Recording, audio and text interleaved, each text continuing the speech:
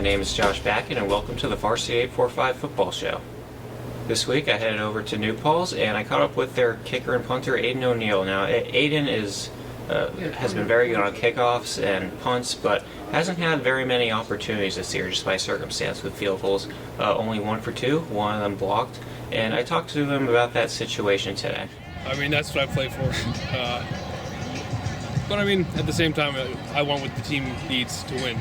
So I mean, obviously I'm looking for us to score a touchdown. All I want to be really doing is kicking extra points and kicking kickoffs. But when it comes down to the opportunity and my coach has trusted me, it's all I want to do. It's all I go out there to do. There's nothing like making a field goal, getting points for your team.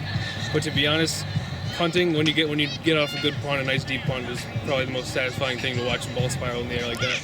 My field goal range, my longest field goal is 65 yards. I hit in camp this summer in Florida in June. But snap, hold, kick about anywhere from inside 55.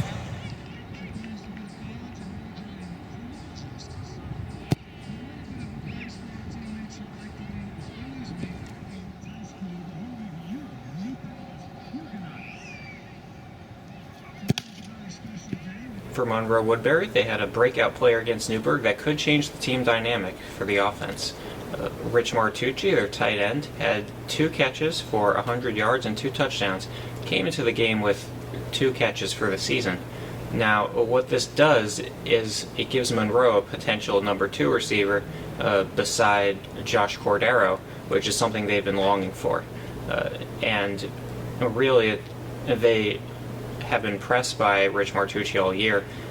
Coach Jim Hintz said at Camp of Champions, Rich really impressed him and showed he could play. But we didn't see it that much in a game until the game against Newburgh, and now it really changes around the offense because Newburgh wasn't really guarding for it. So we'll see how teams guard Monroe from here on out.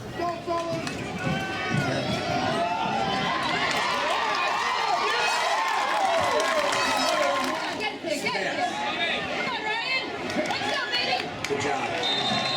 It's week 7 of the regular season. It's the final week of the regular season for teams in Class AA and Class B. It's playoffs next week, believe it or not. And that means we got some big games coming up this week. Josh, tell us where you're going to be on Friday night. On Friday, I'm going to be at Middletown at Monroe Woodbury. Middletown has the chance to make the playoffs for the first time since '96, but they've got a very steep challenge against Monroe Woodbury. Monroe recovered 4 fumbles against Newburgh, 1 from Devin DeJesus, 1 from Jake Boston, 2 from Dylan Hintz. And Monroe Woodbury is also the first team and the only team that was able to shut down running back Jordan Bryant for Middletown last year. Now, Middletown had a great game against a great defense last week in the Erie Bell game against Port Jervis, and it'll be interesting to see if maybe Middletown does any more of those direct snaps to him because they worked very well against Port. Another big game with Class AA playoff implications will be Warwick at Washingtonville on Friday night at 7 o'clock. Both of these teams are in the mix behind Valley Central, which has already won the division, with Minisink Valley for those 2nd and 3rd playoff spots. Warwick is coming off a loss to Valley Central. Washingtonville is coming off a loss to Minisink. Expect a hard-fought game here as both of these teams kind of try to do as best they can for their seeding next week. Josh, on Saturday, you're going to be at a game? Saturday, I'm going to be covering Spackenkill at Goshen, a very intriguing non-league game. Spackenkill comes in winning its last 3 with dominating wins against Highland, Rondout, and Red Hook. And Goshen is, an intriguing story this season. They've won 4 out of 5. Only loss in that span was to Cornwall. And their defense comes off a great game last week against Socrates. Really the whole team, but the defense especially. You have Tom Giordano with 17 solo tackles, interceptions from Sean Colgan, Vinny Maggiore.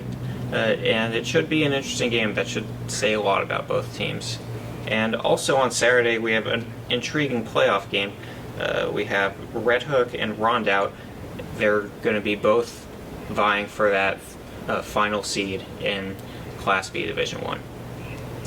And finally, we'll give you another game on Friday night to check out. Cornwall at Port Jervis. That kicks off at 7 at Port. This is a non-division game. It doesn't mean a whole lot, but if you're a team in Class A that's got playoff hopes, like Port Jervis, anytime you play Cornwall is a big deal because you know Cornwall is a team that's going to be there at the end. So this will be a big test for Port Jervis coming off of that loss against Middletown. They'll get another real tough game here against Cornwall as they try to tune up for the playoffs. That's it for this week. Thanks for watching. Check out all the high school sports coverage on Varsity845.com.